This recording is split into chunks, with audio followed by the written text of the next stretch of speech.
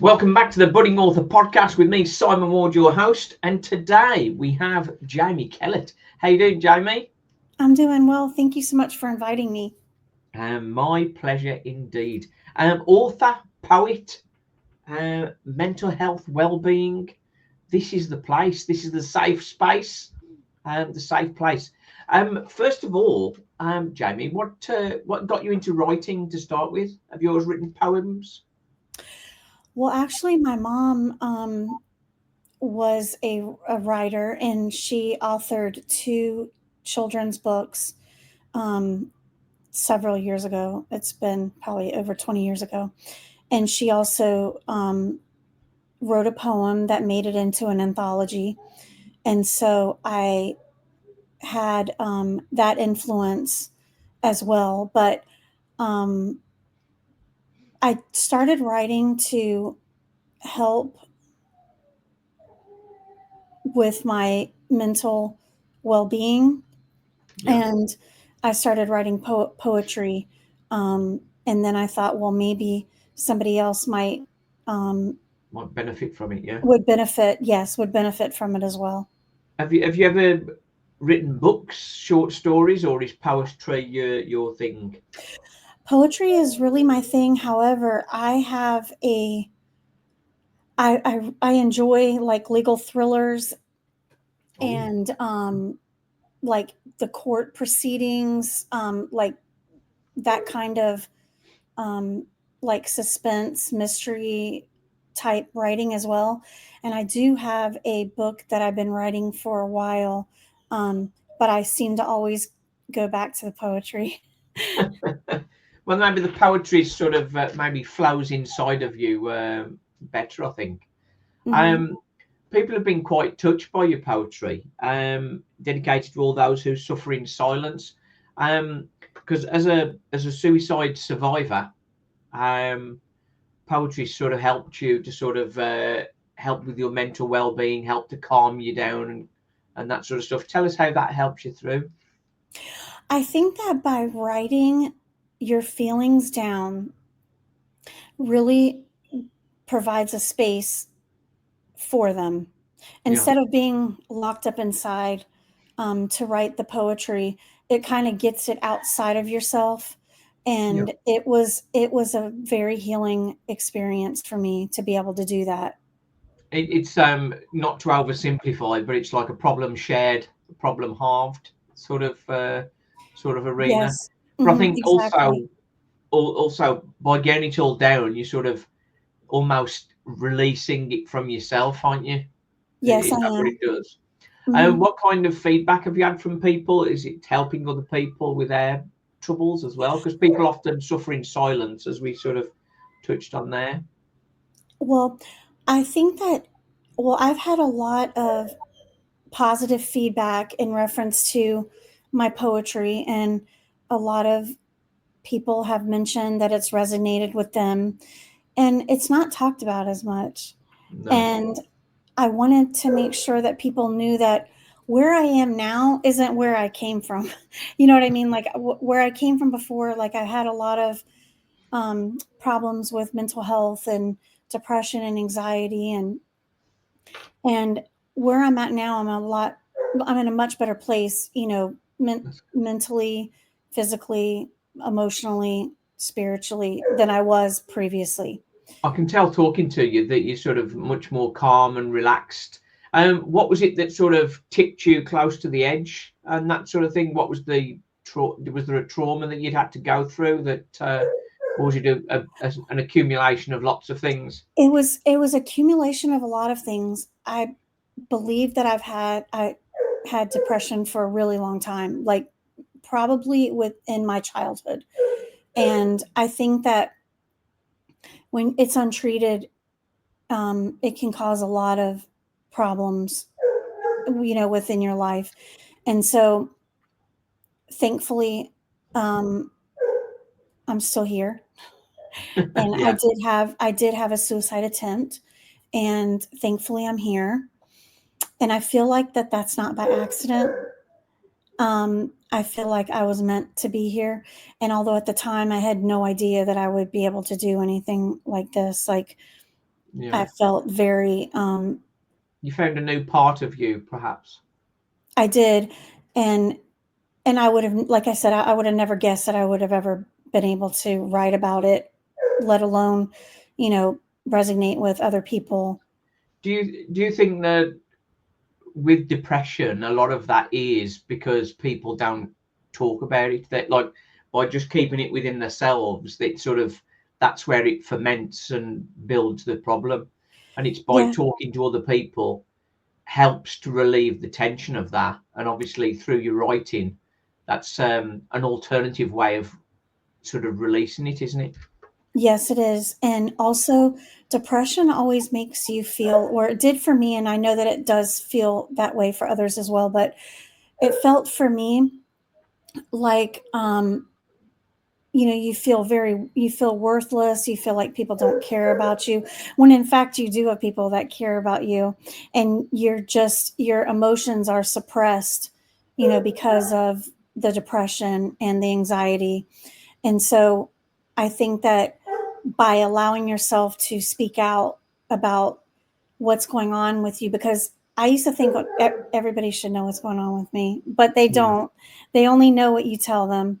And it's kind of unfair to yourself as well as to the people that love you not to be able to express how you're feeling, because you can get help, and you can The get. Mhm. so for you, it was, rather than talking to someone about it, it was writing about it that sort of was helped to bring you out of yourself, you think? Well, this was after that. So Um, after I had already so what had got you back? What got you back on the right side of the fence, as it were? well, it was actually my husband. He's the one that basically saved me and took me to the emergency room, and I was able to get good mental health care, care physically and mentally. And Yeah. I was admitted into the hospital for several days and under the care of a psychiatrist for a very long time. So And mhm. so in hindsight, there were probably a lot of signs, perhaps, that your husband hadn't spotted, but then when they look back, it's like, oh, hang on, that was sort of a signal. Do you think there was signals, or is it just something you sort of bottled up within yourself? It was something that I bottled up within myself because I really didn't understand the feelings that I was having at the time. And I had access to internet, but this was in 2009. So Yeah. I didn't have like, I had a computer, or I had a computer, but like the internet wasn't as prevalent as it is now, and I didn't even really know what I was even looking for at the time. Like, I didn't even know that I had depression, or anxiety. There was like, I didn't have a diagnosis for the way I was feeling or I think anything the like that. majority of people that go through depression don't get any diagnosis at all, and they, as we say on there, people suffering in silence. They just cope. They're just struggling along, struggling to cope with it. I Yeah. think Mhm. within your writing, do you thought, once you start writing poems, does that flow very well for you, or is it just a very long, drawn out editing process? No, it typically flows pretty easily with for me. I mean, I do have, periods of writer's block, especially like after a book, because I'm on my third book now. So, Oh, like, very good. after a book has been released, I think that I have like, it's difficult for me to get going again. I think it's because of the so much mental, um, so much mental capacity has been used to be able to write the book, and that Yeah, I really sometimes I feel like I don't have any more words left to say. But of course, I think that that's typical of a lot of writers as well. yeah. That I think, from my point of view, after going through lots of editing rounds, when a project is complete, um, it doesn't feel natural to sort of dive right on top of a brand new project. You have to sort of let things settle, let things rest a little bit, and then sort of immerse your mind in a new story. From my point of view, Yeah, um, that's exactly how I feel too. that's it. You've got to have a breaks in there, haven't you? How well received have your books been? My first book, Scribbles of a Broken Sparrow, that was my first book. It was put out, I believe, in 2021.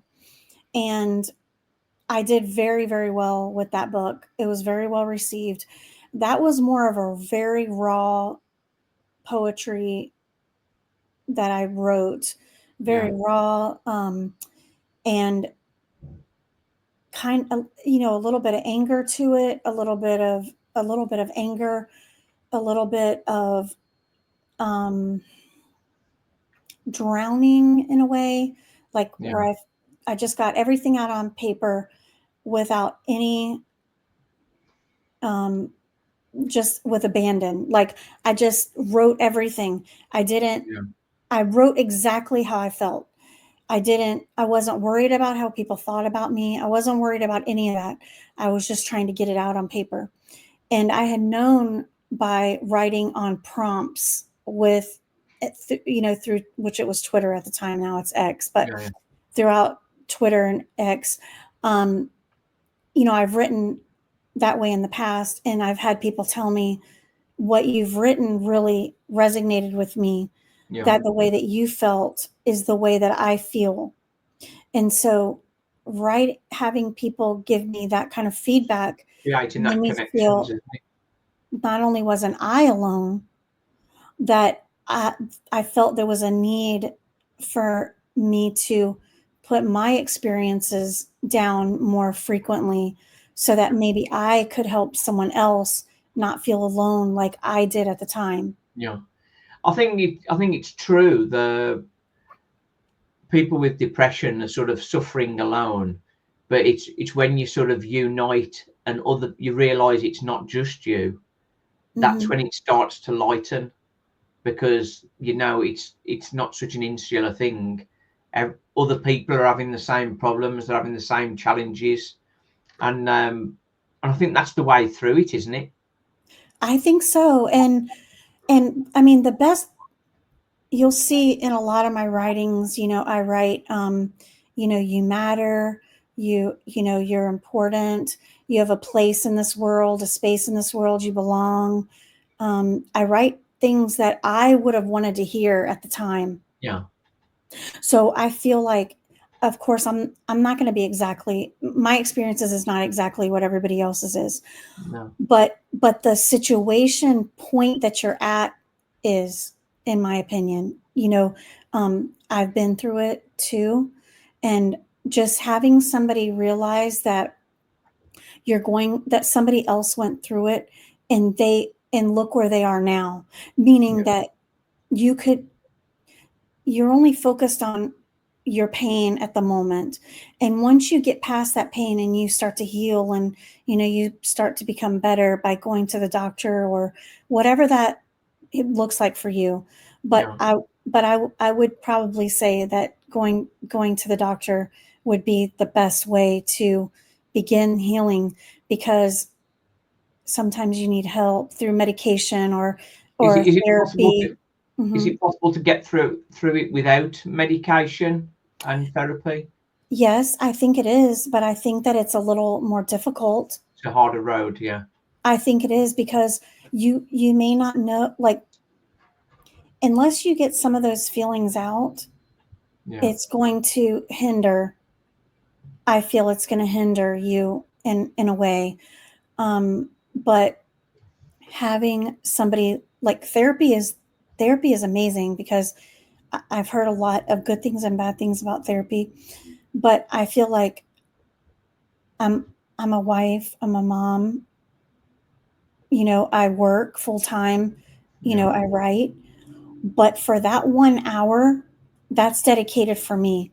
Yeah, I That understand. person is listening to me, listening to, what's going on in my life, what I might need a little bit of help with. And that makes a huge difference, just to have some time set aside for you to talk to somebody.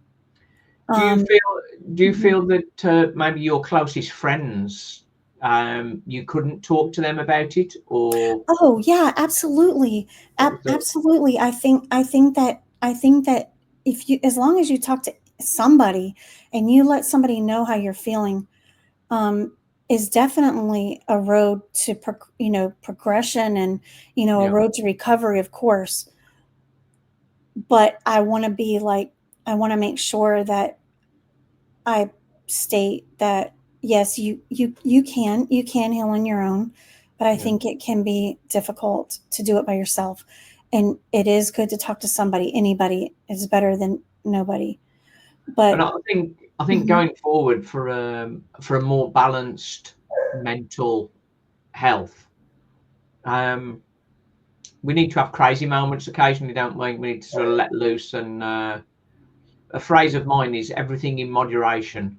Everything in moderation, apart from moderation itself, which means the occasional blowout and the occasional craziness is good for you, I think. I think so too. Even getting drunk occasionally is not. Getting drunk every night's a problem, but getting drunk occasionally is probably does you good, I think. I mean, everyone has a vice, Yeah. you know, and like I always say, like my vice isn't the drinking. Like me drinking isn't going to really help me at all because that's not my thing. What's your main vice? Can you share that? I mean, my main vice would probably be food. Like I've always had an issue with my weight and trying to keep it down, and I've recently lost quite a bit of weight, so like I'm happy about that. But I think everybody has a vice, what their like their addiction, their what fuels them in some way. And whatever it might be, it could be food, it could be alcohol, it could be, I mean, there's a lot of other things that it can be, but I think I know um where you go with that. That's so. yeah. So your husband, he's obviously been very supportive of this, sort of helping you back on track, and he was the guy that sort of rescued you from your lowest low. He did. So what's his view of your writing now? He's actually very supportive of my writing, um and I mean, he gives me space to be able to do it, and have my own time to be able to write. And it means a lot to me actually for that support, because I wouldn't be able to do it without his support. But no, he definitely supports me, um, and I'm very lucky to have him. Oh, that's cool. Jamie, what's next for you? Before we close, what's next for you? Have you got another So book on the way? I have a book on the way, and it's called Psalms of Calm, and it is a book of calming poetry, peaceful poetry, with nature, and just I feel like the world is in such angst right now. So this would be a perfect pickup for busy moms, perhaps. Yeah, I think for busy moms, I think for people that are having I live in the United States, so people that are having difficulty with the political situation that we're in our country here, Don't start and me on that. We've got in the bigger troubles world. I over here. know. But like, and I try to stay away. As a writer, nobody cares like what I think about political, and I don't discuss it at all, No, because I no. do not. We've There's got to certain keep off things that, that subject, don't we? yeah, there's certain things you don't tap in on, and that's one of them. But I feel like there's a lot of angst. Like we've had war, in our world recently. We still do. We have a war in our world. The markets are uncertain. Um, there's a lot of uncertain times for people right now. And I thought that writing a book, a poetry book that gives a sense of calm, a sense of purpose, a sense of belonging might be a good idea for this time in the world that we're in Yeah, today. I think so. I have one more question for you before we Yes, finish.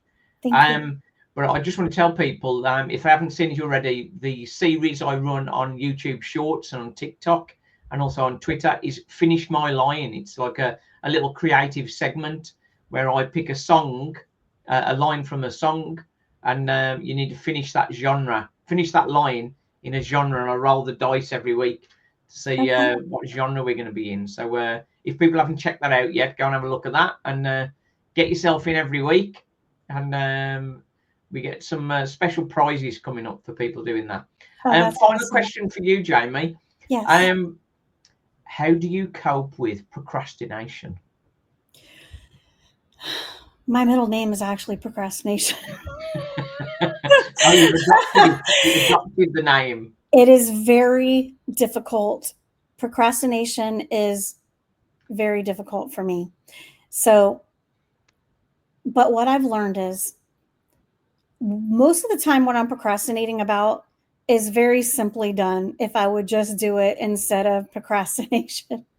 So I do my best to try not to procrastinate and try to get the things that I need to get done in a timely manner. However, it is very difficult. That is a very difficult situation in my life. I've learned a lot of things on how to deal with myself, and how to improve myself. So I'm an imperfect person, and I'm constantly We all are. trying Yeah. to do better and be better than I was the day before. And procrastination is right up there on the list. So it's for me. So the reality is, how do you deal with it? You don't. You live with it. Yeah, I live with it, and then I do try to hit things head on instead of trying to put it off. Yeah, that's it. Having some kind of structure, and then testing yourself against your structure. I think for me, I sort of have a list of jobs for each day, and I sort of have little tick boxes. So I have the pleasure of ticking them off when I've completed them, and then I put a line all the way through if I've completed every for the day. So that's my little tiny trick. Jamie, this has been fantastic. The Budding Author podcast, bringing lots of different stories, lots of different emotions, and talking to some very interesting authors, just like Jamie. So thanks for coming on. Thanks everybody for listening. Thank you so much for having me. Thanks very much. Bye-bye. Thank you. Bye-bye.